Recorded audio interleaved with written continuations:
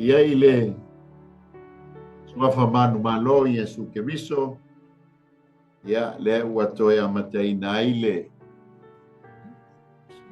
por kalame le Ampera for Christ ia po le soatau mo Keriso me Wellingtone ia va lua ai ma le Global Kingdom TV channel ia e pei ona iai le fa'asoa lenei e fiafi i le suafa manu malola Iesu Keriso ia matou te ofolofa ma fa'atalo fatu ai Samoa mai o fa'atumutumunga se i ona iu e le o man fa'atalofa i le paia maualunga le lau o le talalelei ona tulaga fa'alupea ia fa'atalofa atu foi au naga uma lava ia po pa'aga le Global Kingdom TV channel so se Koloko ia po o maua mai ai lenei au naga fa'atalofa atu foi nei e matou sponsors ia o lo'o matou noti mea fa'atasi tusa ma lenei au naga atalofa atu foi le tatou CEO le matou CEO soga i le fa'afegaiga ia Mike Kureta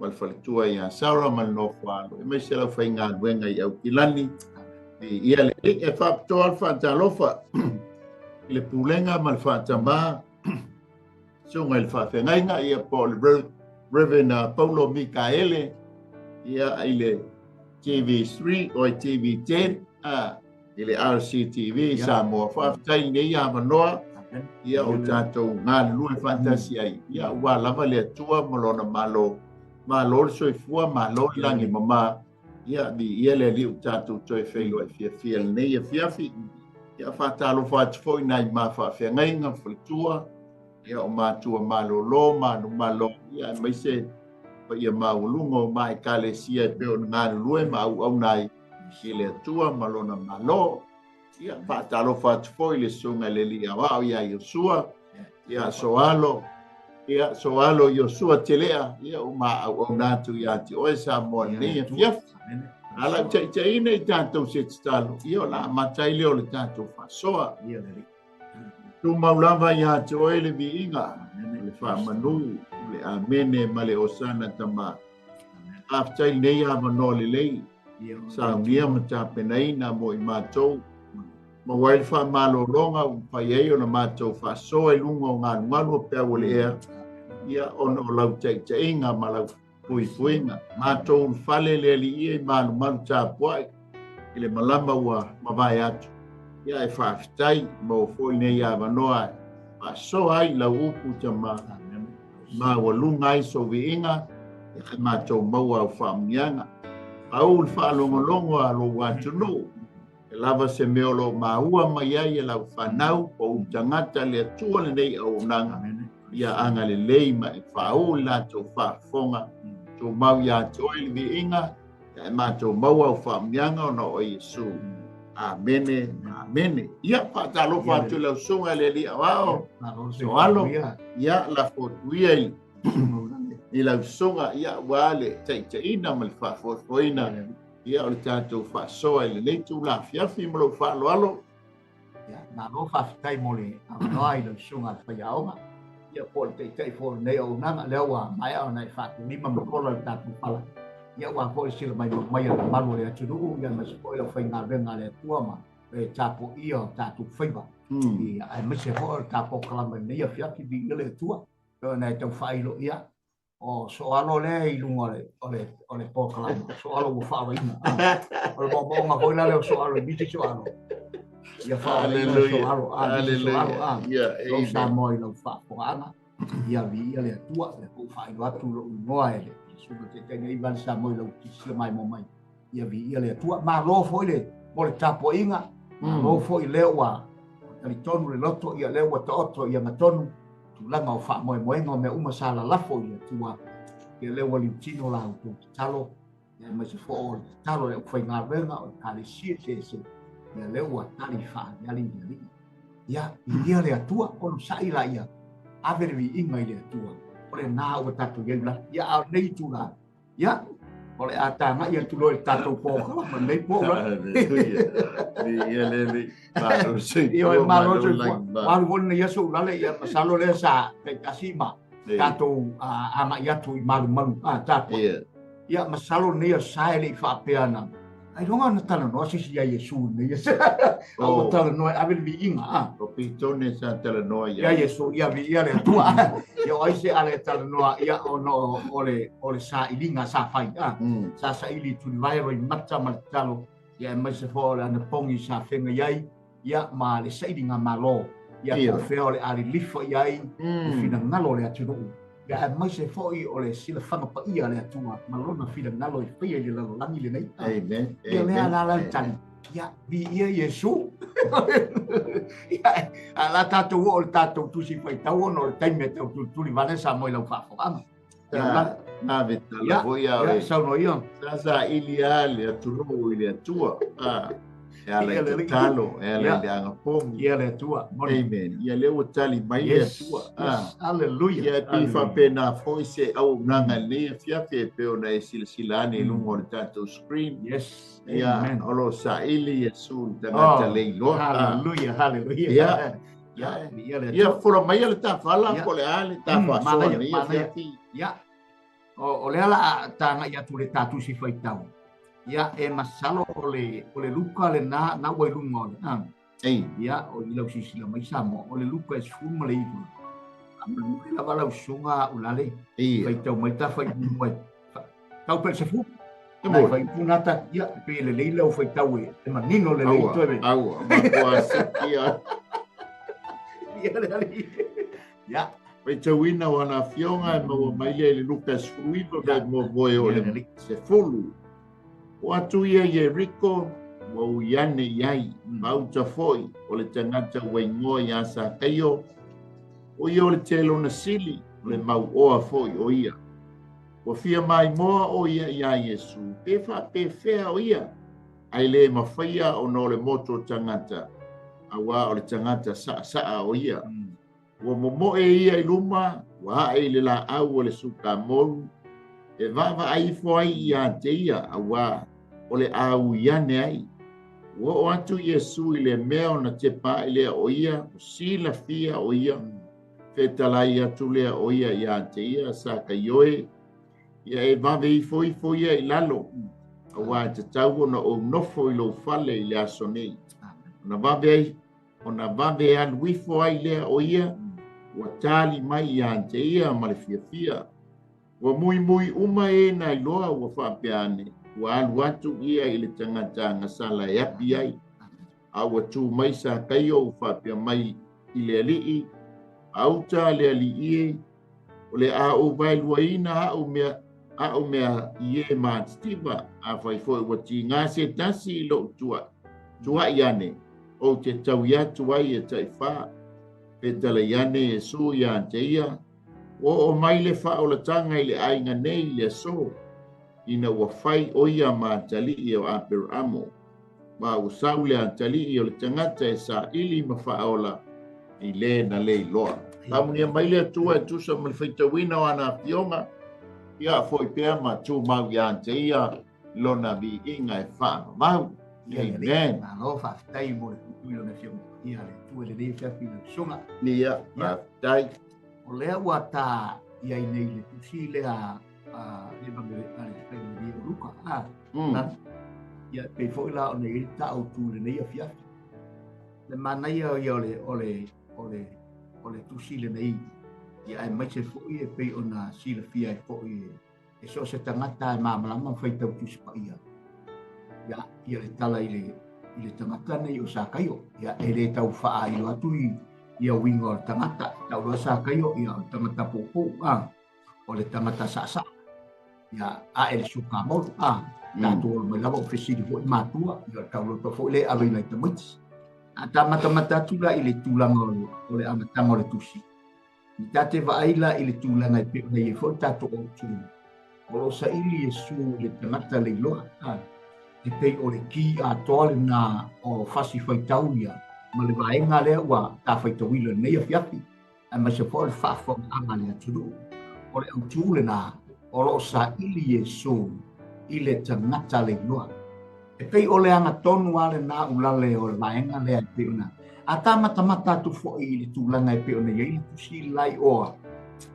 le tusi le fulu mai balu ai le yo mai fulu mai ba ta te mata fo le mata ba ai tau tala mai le baenga o le mata upu le wata o ia la ia sa kai ile le lo sa kai o le lo ai na ia fia maua se mea na te le lo ai e te tau ona fa ai lo ai o yo le tangata o fia maua le tangata le ona sa kai o le lo sa kai o me ile o mamalama fa ta sa kai ese mai lai o ile tulanga e pe ona ile mata pas full mar valu ile fa mai le tala tu spaia wa lata mai ele i o mai Yesu wa lata e pe vo tau te talanga ulale o le lata mai ai na go fa longo le tala tangata o Yesu ona alanga le o pati mai o le ali Yesu e le alo tawitai o manino la va aia o le ilo le leia sa kayo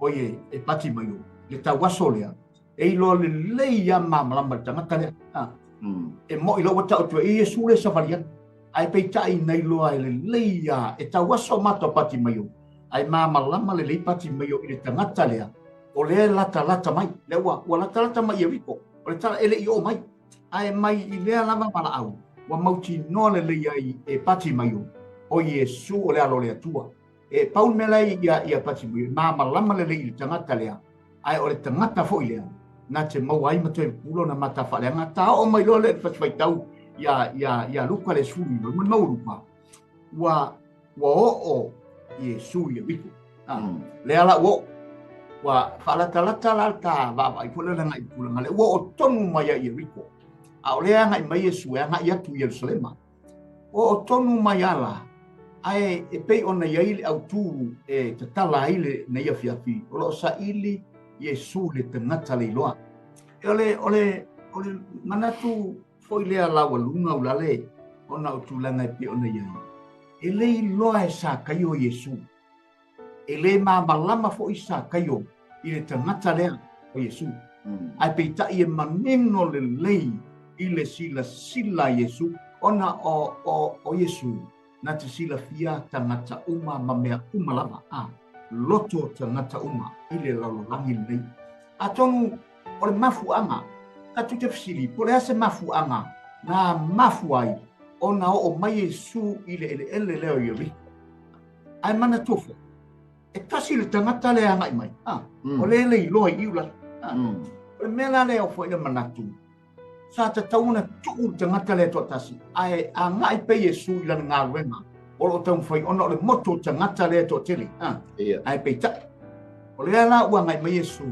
ma le iloa e sa kayo o le teimi le ua ngai mai o lona teimi lea a tawa vai fo le e tu lana e pe ona ifa mai ua o le tangata ua ingo ia sa kayo ta mo le sa kayo ono ta te mata e tangata le sa kayo e iei mea la e leili ia sa kayo o le tangata a manatu se o te lona o le te lona ia o le tangata ngasala dauna tu spagi o le tangata ngasala o te lona ia o le tau o le tali o le vaianga tangata o le tangata ngasala e vai le te lona e pei fo le vai tatou wis tangata tatou te vai tangata fo ia le tau aloa tangata fo le fa ta se tau tangata ngasala e pei tai e le o le fina ngalo na Yesu o le tu sa o le ata o sa te o le wa mai o le ata nao i tatou a o tatou iai fo'i i tu lango vaenga i o le soifuanga o le tangata ne o sakai ia pe o sia u tau kalatu na ulale e pe folelo na iai ta matau ai le i o atu i le tatala ino ta matau pe isi na uso soani le sunga al faiao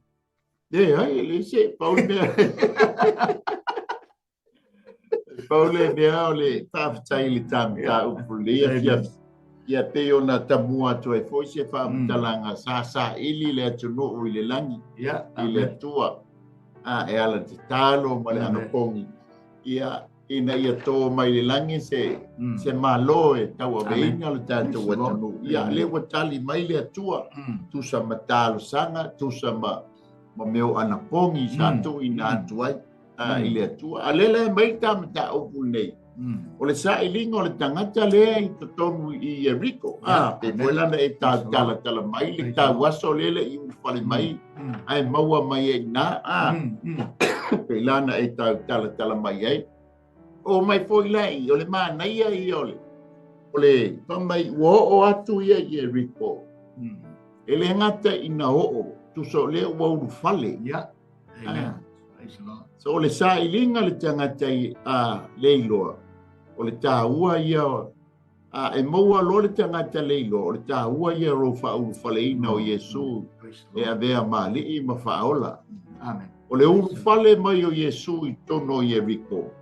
Le ata foi leo le tatou whaulu whaleina o Yesu e vea mo tatou li'i mo tatou whaola leanga ese le iloa ese le talia. O le tatou talia la o Yesu ke risa e whai ma li'i ma whaola. O le tatou whaulu whale le o tatou loto. E a vea I o ia ma tatou whaola. E whone tau tala mai ei Roma I o espuru whai upo iwa ma le spuru. A whai tau tino I lo mutu I le li o Yesu ke riso talitonu lo loto na toe whaatuina mai o ia na ie woti. Ma mai e whaola ina ai oe. O le ata fo I la lea, le ngata I lea. Ma mai wau iane. A wā ana sawa Yesu oso mai le tutono Jericho alu saolo Yerusalema. Se manuele maua se abanoa. Nali. Amen. Ai o le tangata le iloa. Sa ilinga Yesu ke riso le tangata le iloa lea. I launa e tau tala kala. Le whai mai ei. Whai mai ua. O le mana onga le I tangata le fia mata ia Yesu. Onga ngate ngā pautala le whalongo iai. O le whalongo le tala ia Yesu. Mata ria o le tangata le o le hao tau langa ia. Ia sa kaio. O le ngā luenga ngā mai e Roma.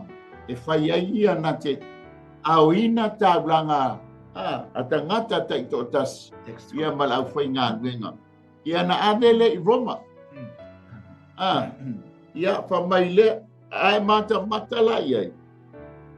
E tele me o le ao tau langa. Ai o ia fo I le pule. O le ofisa I te tono Jericho. Ele o iloa la e sa kaio. O la ele iloa. Tu se le o iloa sa kaio o ia o le tangata le iloa I le tu whale anganga. E le se mea le iloa ia. E mau o loa le tama loa langa. Le tama loa e mau mea. E le ngata la ina mau o loa le tangata. Koe sa. Koe ke le pule. Le avangoa iloa uma ia ia tangata. Kusa iloa ia tangata. Koe iloa ia Yesu. Ai ngā ke le iloa longa le iloa le ia. Amen. Ai vava aila I le tala. Ele ngata o ia o le tangata ngā sala o le te lona. O ia o le milionea le tamalo. O ia o le tangata sa. A o lona mana onga le iai. E fia mai mōma fia mata ia Yesu. E loe whapena fo I oe maa samu. E o nau ta ua ese le talia. Ese le iloa. Tātou loa mai a Yesu o ia o le whaola. Ai ese ma le winga o le upu talia o ia e peila o nei ai. Ta tau ia sa kaio. O na whauru whale Yesu I lona loto e mi tailona mana onga le fia mai moa ia te. Ia o le swa popo tu le so alu. Ia le ri malo whaftai le sunga mo le soasoni mai tau. E pei foi le au le ue sau noi vaenga. O le anga tonu le nao le whiri ngalo I Yesu. Nā whio mai e whoto I le leila lo rangi. E sa ili mai tātou. Wa ata mai tau ma tawa ai ki langa o tangata me sa kili. E te leni ona wha matalanga o nai e. E pei fona e tau tala tala mai. O le tangata ao la fonga. A o le tangata fo I e se mau o alta maloa. E le ngata fo I na e I vaenga o ronga lue te malo I tono o le malo. Ia a o lona suafa fo I ala ngol matai e wiko te malo. Ia ai ata ba ai foi le suafa ma le wingo le ngo sa kai. E se man mai o le wingo le ngo tangata. Piua mama e piua le tangata. So e righteous. E se ata ba ai la I le tau ta tafa mai ma le faata minga I le temi na ua maua I tangata le awa mele sa I me Yesu. E te le mele le ilo I tamale. Ata mai tau fo I tūlanga vaenga te o whafonga anga Samoa. E tātou whapea o tātou lei loa, o tātou lei loa fo le lau sila whare tino. Lau sila e manatu whare nganga. Ona e māmalama le tūlanga e peo na iei le mata upu lea, ma le tala I le tangata ne o sākaio. O le whira ngalo la le atua, e le mana o Yesu, tātou te leilo loa i pea. Langa o leanga tonu le na mafu ai o na sau le alo le atua. E sau ea, lea sa ili le tangata leiloa. A tātou mata la i le leiloa si tama lea. Oka, a tātou mai tau foi o tangata, o le tala tangata ina ua whaola ina sa kaio. Ono le tate a mai atua i faswai tau i mta mata tui. I le teimi na talia ai pia e le tangata lea. O le ase ba inga na vai. E le ngata ina ua luifo i lalo, pa Yesu ua luifo i lalo. O le mele mana i le mata tuna. O le sila pia Yesu, o le ingo sa kaio. A ta mata polele pe vale Samuel lau whaafonga anga. O le anga i mai Yesu e lei loa Yesu sa kaio. E le mamala mwila sa kaio ia Yesu. E le ta ua mai sa kaio. Ai wa ke i sa kaio. Wa ke i tamo sa kaio. E le ta u mai Yesu sa kaio e. Sa kaio e. Ia a ta mata lang le ta te vai atu ta patwai tau le. Ia ona ta wa ai le tūlanga i peo nei ai le leiloa ua a ta mata fo i ngā luenga a sa kai o le whai tono o le malo. Ia e tele le vaenga sa kai ua tangata le tau mai maua ia. Maua i mea istanga. Iyo. Wala e lima tango wale tele la to i le tamale. E kuro wai le kupu le wao fra tamalo. Ai sa mea wha ua milonga e tangata. A ta mata i o si mea i langa tanga. A tau te wawa ai tūlanga o le tūlanga o le tangata o le mea lele ilo ai, nei manatu whatau wa oi. Nei o manatu whatau wa i se mea, o rai whatau wa ai lo mawhone. Ai te loi, o le mea nā lo te ilo ai, aula. O le mea tonu whole nā, lai sa ili mai a Yesu le whatulon whiri ngalo. Ina ia, whaamanino le mea lea, ia te au lea, e iai le mea nā te ilo ai. E pe wale lo, o sau, so manatu na ulale, te atawa wa ia tūlanga. O le mana o mia i Yesu tūlanga o sakaio. Ina ia, toe feliwa ina transform toe feliwa ina sa kayo ina ia mana ongo Yesu ia toe fali liu le langa sa kayo ona ole langa le sa kayo oka ole fa me sa kayo ole no isa kayo si tu sa mo le fa fo e le oni me le le tamale e le oni me fo le ole e tu polo na ainga ma fa mi lo ngai na isa kayo ma mau me ai limo sa kayo oi o me atamata hasta hoy sí tu olaf e pe wala so tu lo le peisa so le va fa mo el tamta po mo tata o le fia mai mo ele inofo ai ia sa kaio Yesu o lona fia mata ma lona fia fia i loa o Yesu ele inofo ai ia sa kaio ai na mo ia le ali roka na mua ai le momo e na mua tau atu tangata le moto tangata ele tau fia la le moto tangata so se tangata le iloa yes amen o so se tangata fo ina te fia mata ma fia iloa Yesu awa nei a vele tangata ma mea ma awala e tau fia ai lo na ta inga nai te nau ai te fia malama ma e fia i loa le tangata le nei o sua fa ia Yesu.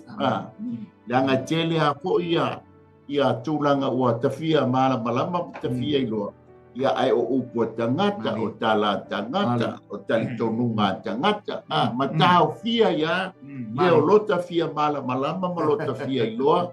Sei langa o le ka tele i loa, ai leo i loa. Amen. O lana tau atua i tangata, lona lua, o lana momoe.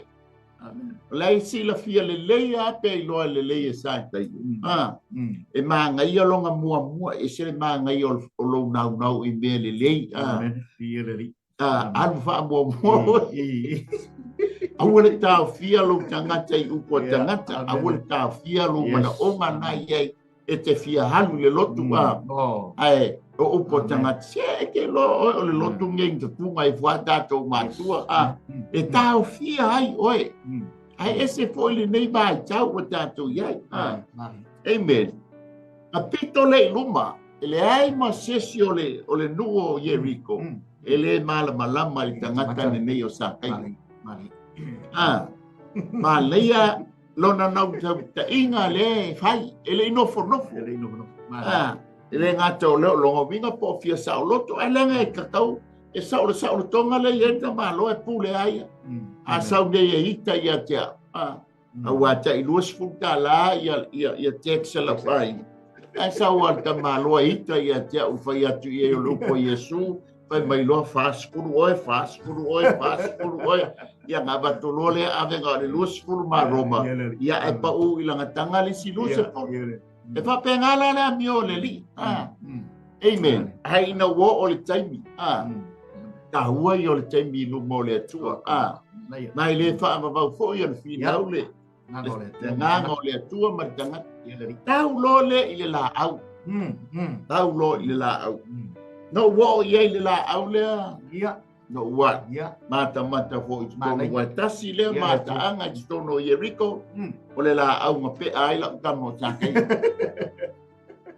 e fai la si ma wa lu mo le la le pito i lalo o fa pe no por mari no pisa o le tangata pu o ke umia ai te fa se ke wa fa mai fa mtalanga o le la au le nga e sa te yo la o ke o fo tai ka fai wa feta usanga wa feta usanga asa nei wa ngo sau ko ese o ke le pe ai lunga langa wa fo se longa la pe fa fa a le no a va pe o tu ai nga nau le nga mana o ye te malo o ku nga pole hala va sa wa le o ku le ai le loto ai le wa la fa amen na pe a lo le mo le la mana o le mangai ai o le tangata le sa ili ta u mua na te sila fia ina i tātou le fai mai ai pa mai fai upo e lima o atu Yesu i lea mea una te pā e lea o ia ua sila fia o ia amen langa o ia o lea tua ngā te sila fia ina uma i tātou amen po whea mea tātou ke le lafi ai whea mea tātou ke e sila fia oe e le atua sila fia i tātou e le atua langa na ia whaia i tātou. Amen. I lona whaatusa e sila fia la i le atua i tātou e peila na iaisa kaio. Amen. Whaktei fo i le la au. Ia. E wā e ilunga sa kaio. Amen. Amen. Awa anga le iai la le suka moru le i tawhatawha o le awala le uoi mai ai Yesu. Ule mata sa. O whea la le la au o le aha e ai sa. Amen. A whai fo o le nau wale anga pupu sa. O longo vinga nga ta milo milo. Amen. Ai wa ta pena i le atua le suka moru. Yes. I lea vai a au ai le wo o Yesu kaio o wo o ti Yesu malan au malang. Amen. Ai a tonu fo o fina ngalo le tua e hui I tafta for suka. Ia mawai le la au pe ai sa kaio.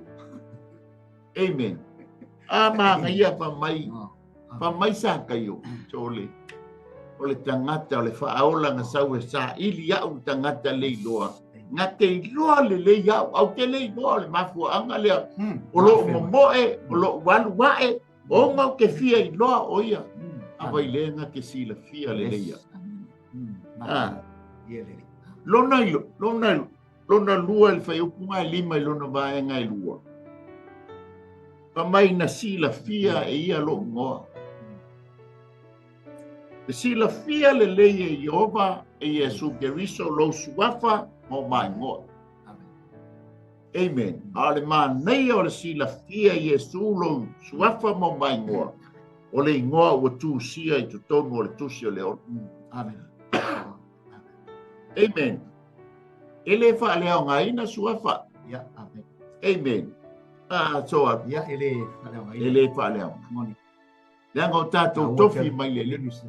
Amen. Ale ma nei o le sila fia o lo suafa ma lo ngoa. La mata le tusi le ola. Amen. Ale fa mai. Le ke I isa kayo.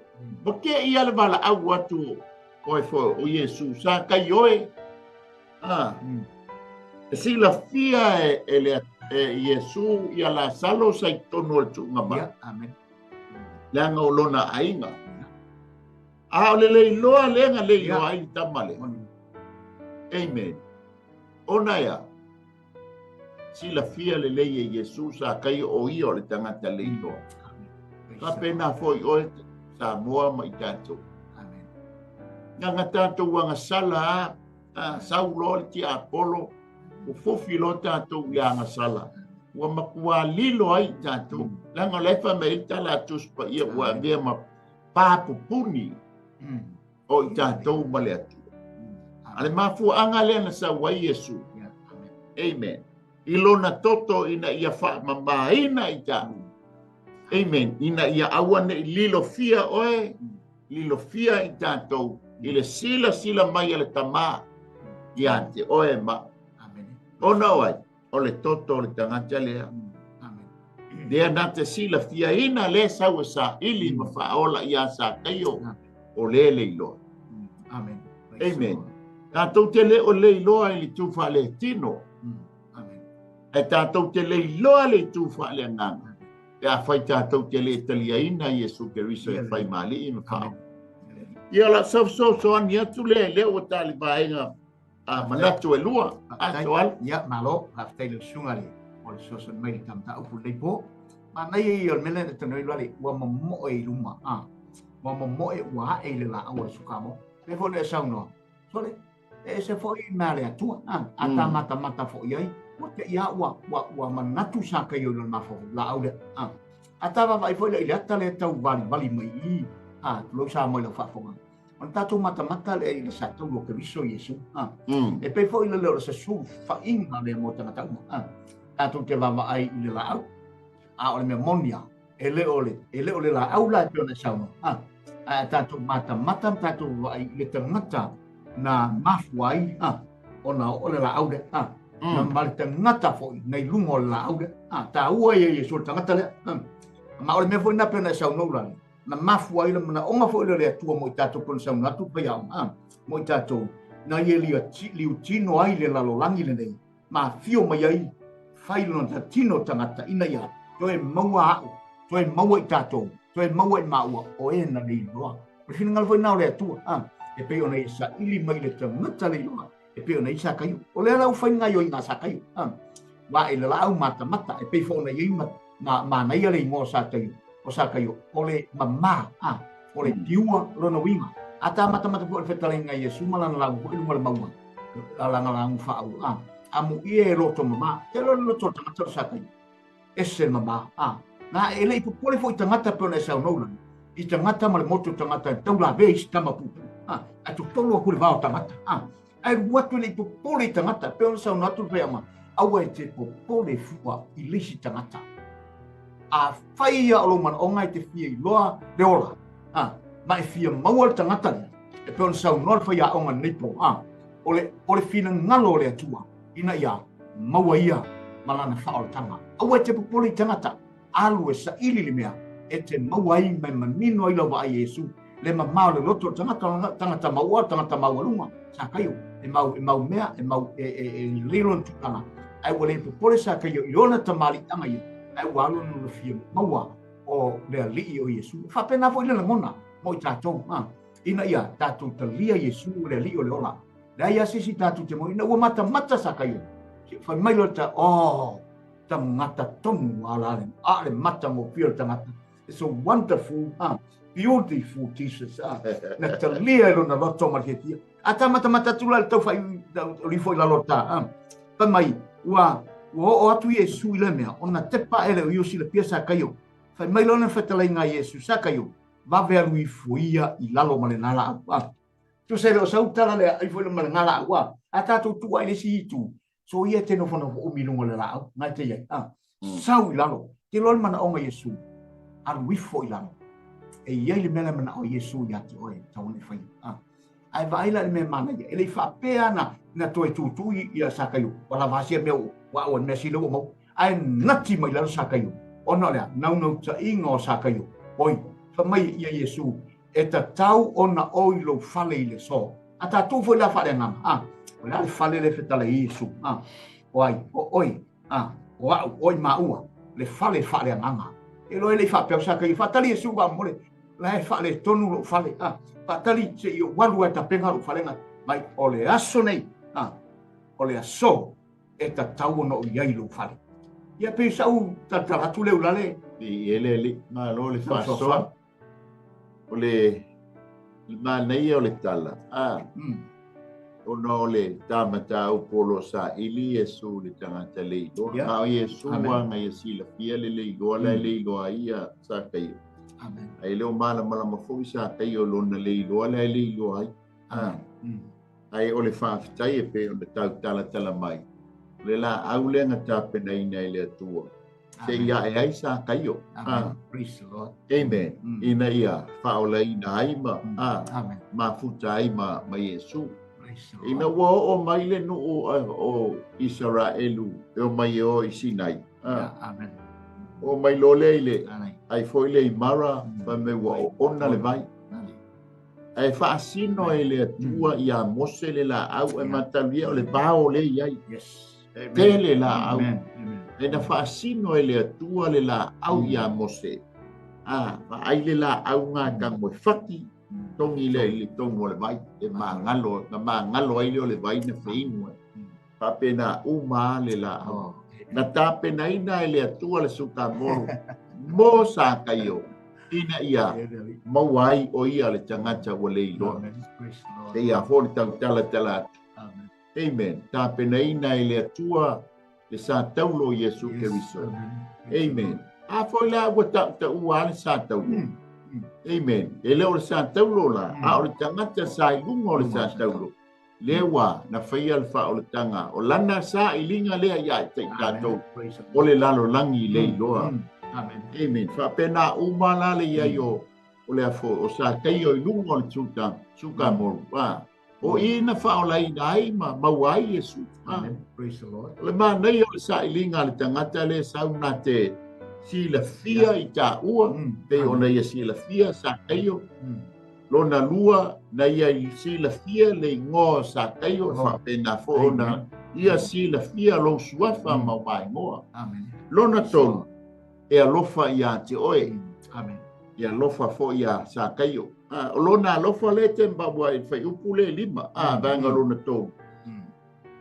Pamai a wae tatau ona o nofo i lo fale i le aso nei. O ia o le tangata ngasala, lailo mafuanga le o to mumo le no. Langa o ia o le te lona o ia o le tangata ngasala. Ai o le mafuanga le na sa wai sa ili ta ua o tangata le iloa. Ona tahatea ngasala ma tatu ngasala. Amen. O lona lofa tu noa lea na sa wai ma sa ili tatou. E pei ona sawa i tono i Eriko e sa ili ia sa kaio.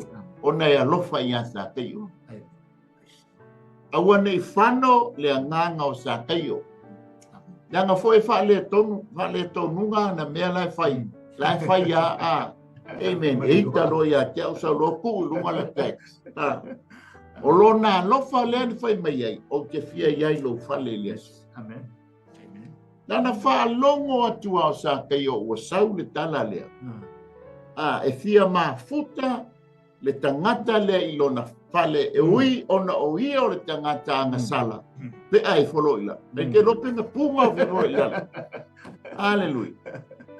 E lei nofo ai lunga e. Langa leo whaalongo atu i te tala inga Yesu. O te fia iai lo whale. O le ata o le alofa nao Yesu. Ia te oe ma. Amen. O i tātou o tangata ngasala, awa ngasala tangata umalava ma ua leo o ai le vi inga i le atua. A o lona maliu lea na ta wami o ton wina ai oe ma o tangata ngasala. Amen. Ta wami o ton wina ona o ia o le tangata ami o ton mafuanga lea. Ta whanongo atu sa kayo o i lai ta wami o ton wina ai. Amen. Pungai folo ilana. Kia le mea ngai te tūtū mai ngofo ai mai whai manatua whika i lea pito pe o te oso i lalo pe o te nofo ai a o le tangata na iai loa le lei la sa i linga i Yesu iai punga lo i lalo. Amen. O le lona wha e te mau al whai upu e iwa. Amen. Pamai. O le tangata le sau, e le ngata ina lofa i atia. ai na ia whaamanga loina a wang same. Ale nganga sila nganga iloa sa kayo wa lofa tangata le ia te ia. Pai nganga lofa mai au Yesu ia sa kayo alofa lo masa kayo ilanga bele fai. Ale fa mai. Wa mui uma e nei lo fa peane. Wa watu ia ili tangata nga sala e api ai. Aua tu mai sa kayo fa pe mai leli ile li. Pauta leli ie ole au vai luaina atua o mea ie matsiva. A fai foi o tinga se tasi lo tu aiane. O te tau yatu ai e tai fa. Pa mai lor fai upo eivo. Feta la iane e su ya te ia. Wo o mai le fa o la tanga. Ile ainga nei ile so. Ele ngata ina fa manga loina tato wanga sala. Amen. Ele ngata ina lofa ya te oe au le tangata ngasala. Ai toe fa manga loina i ta ua o tangata ngasala. Amen. Ai mata le sa ilinga le sa ili mai e Yesu. Amen. Hallelujah. Ile tangata le iloa. Hallelujah. Ile manatu le tala noa mai e tus pa ia. Amen. Na te sila fiaina oe ma. Na te sila fiaina lo suafa mau mai moa. E alofa ia te oe, e alofa fo ia te imau. Na o ia le mawhai o na wha manga loina tatu wanga sala uma. Amen. E le se le mawhai e tā wō na wha manga lo tatu. Ana o le whaola le sau sa ili sa kaio. O le tangata le iloa. Na te mawhai o na wha manga loina tatu wanga sala. Ia le sau wha popo atu so ala. Amen. E ta te mata tu taimi. Le ta te turi te mo e ina le taimi. Ia o le upu le atua. E se le lau te le ma le fia wha maha mini pēr. E mata mo fia e manatu lale le ua e o i vaenga le ma le ano ai ta te le whai ua tatus. O na o lea e peo na e sau no ua tali ma le fia. Whamakua babe rifo i alo. Ua tali mai ia te ia ma le fia. Oli le loto sa kai. Hoi leo oli. O langa o tangata tonu marea. O le tangata ua tau i ailo na manaonga. O le tangata e tali i na manaonga. Pau ala o tangata. E pipo o tatou maua le fina ngalo ma le whaarotanga Yesu na o tatou talia. O lea tahata mai iu nale. Mo le loto ua sa atu i na ua. Maua le fia. O le asa si mea to e tua. E pe o le upo le atu. O sa whaoti i le upo le whai mea. Wa a vatu na loto atoa. E wha loa mai fo i lea vaenga. O le whai tau le salamo moni o tana sakai. Wa matua salamo sakai. Lea tuai. O te toi tau iatu mea na o ave sea ma atamata. Tai wha. Le fo lea toi tala noe o tu la fono whengi tuai. E peo na ieri a mose.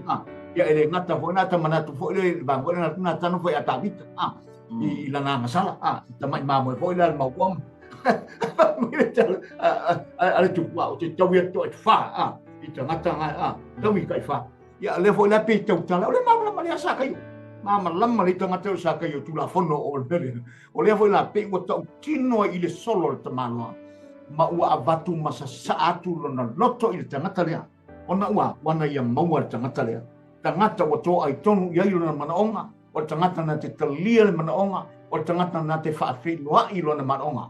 Oso o tua whaapine, o eo whaafafonga mai nei o whiawhine au nei pokala mani upo le atua. Le ai se tasi na te whaamalia ina o tātou manaonga.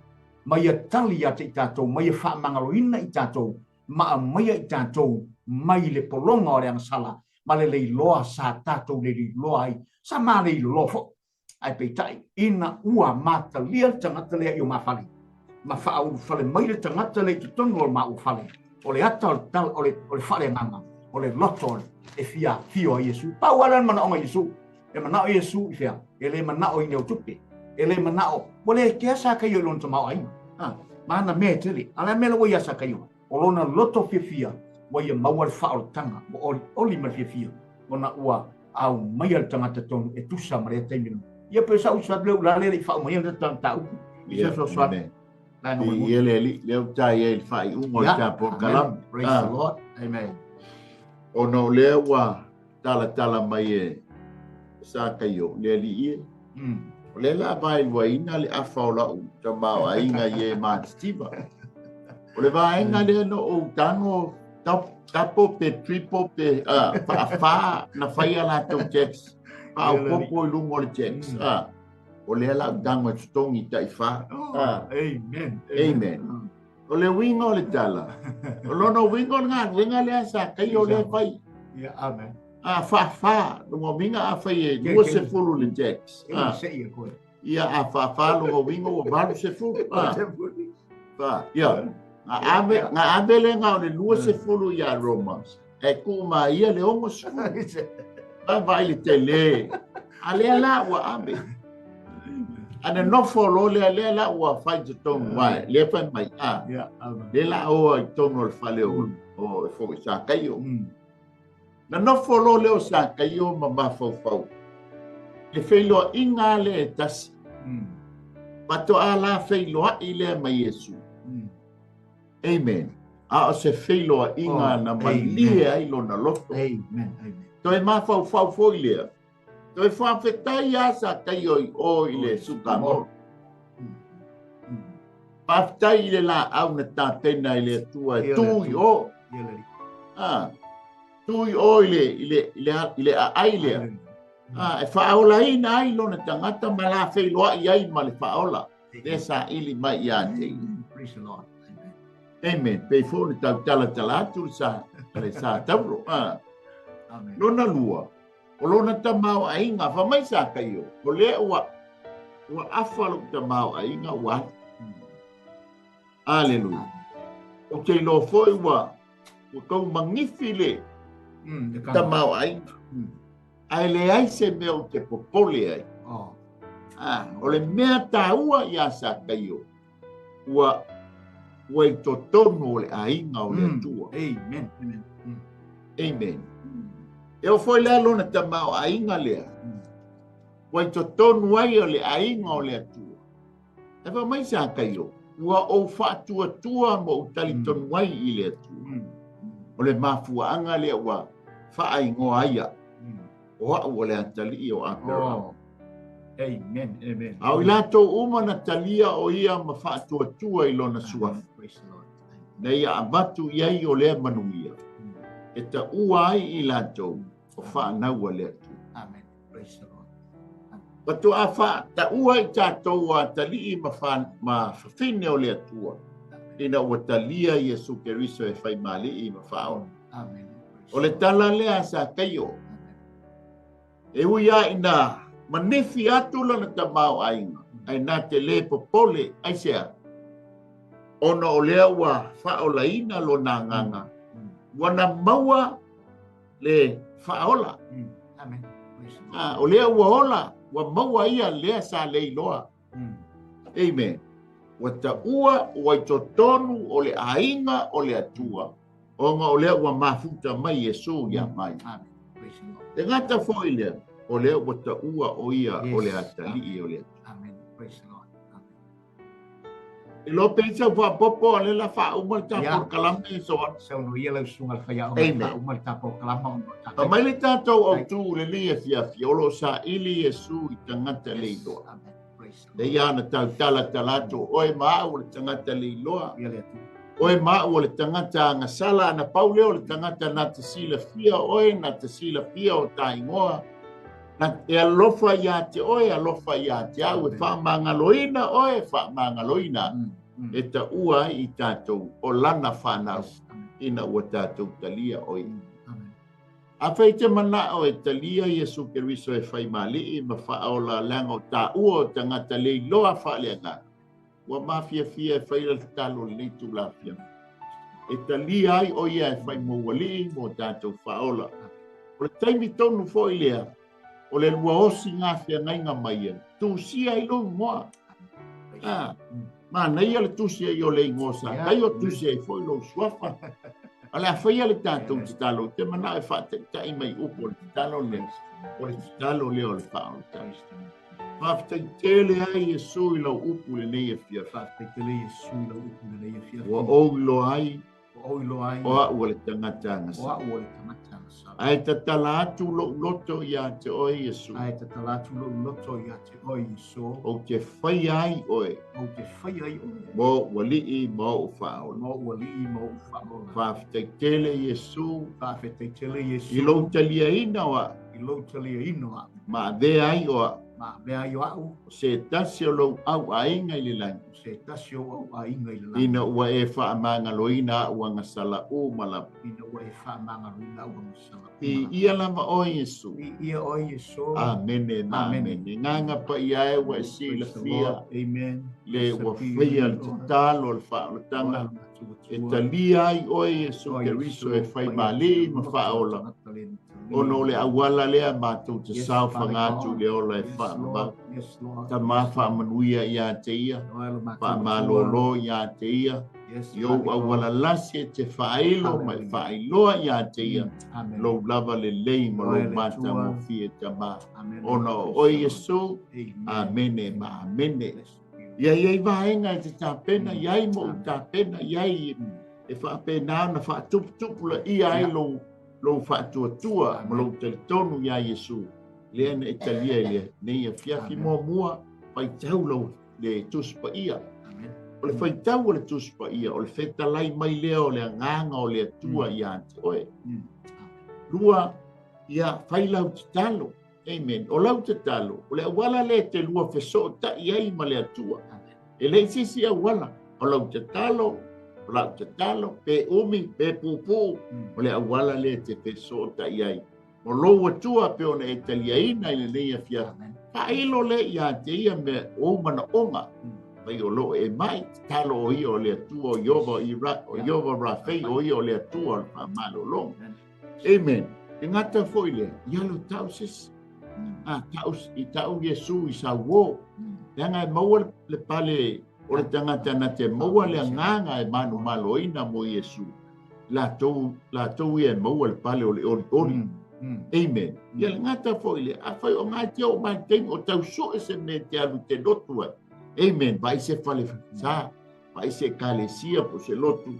O au ina ili o po le tua. Malhaunga ina ili fa o le tanga. A vele na fai fi au e fai pa munianga i ate. Oe ma. Amen. Ia o tatou fa soa na po tatou ta upu na le fiafi Samoa. La fo se leo wale tau tamale i la fa anga. Ia e matua atu na. Ia a le nau ta inga la pale nei au nanga. Aua nei whano i tātou. Aia tātou maua le ola e whaamabau. Mātou whaafte tele lama nganga pa ia i la upu le fiafi. Nga lue ane, nga lue ifo. Fina ngalo maloto lau whanau. Moni au i mātou o tangata le loa whalenga. Ena e fio mai a sa ili ma whaola i mātou. O lau fina ngalo, aua nei o mātou whano. Aia mātou maua le ola e whaamabau tamana. Pamanuia i se o mātou atunu. Pāwhitai tali whaaliali mai a te oe. Mātou wala au lau whaamalo longa. Ia ofi tia ai se o mātou atunu. Ono le whaamai o whenga iai se o mātou atunu tama. Pamanuia mai a te mātou le nei a fiafi. Tu mau ia te oe lo vi inga nei se atu le whaamau lava. Amene ma amene. Ia, toi whaaftai atu e tātou sponsors.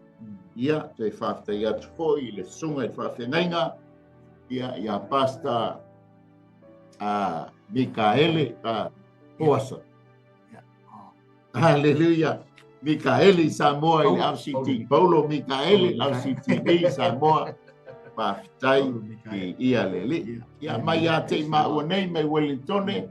Ia manuia tele ani nei a fiafu. Ia tō wha soifua. God bless.